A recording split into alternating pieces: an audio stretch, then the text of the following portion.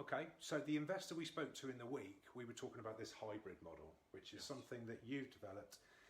And okay, here's a chance to eat a bit more humble pie. I've apologised to John, because John's been talking to me about this hybrid model now for a number of months, maybe 12. Yeah. And I think I've finally got my head around it.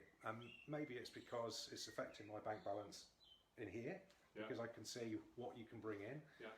And going forwards, you just hear me. But it always sounds like a risk to people. At the end of the day, if you've got a HMO, your HMO is above the requirement of serviced accommodation in terms of, you know, building regs and everything that you need to do, you know, for fire suppression, emergency lighting, and extraction and everything else. Yep. So a traditional letting agent will take your property.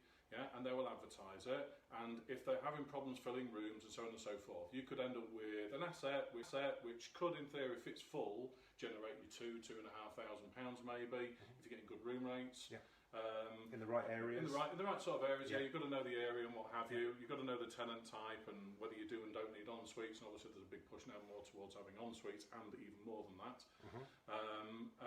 And basically, you need an agent that's able to understand and also have the infrastructure, very much like what we do for investors, which basically can flip between one and the other.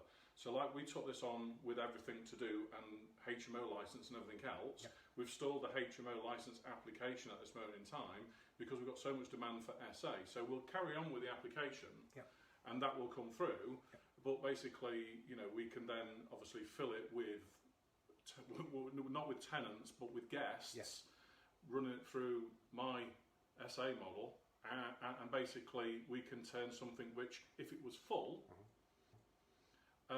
would generate just over £2,000 worth of turnover. Except we've just turned it into something that's generating £3,000 and something worth of turnover.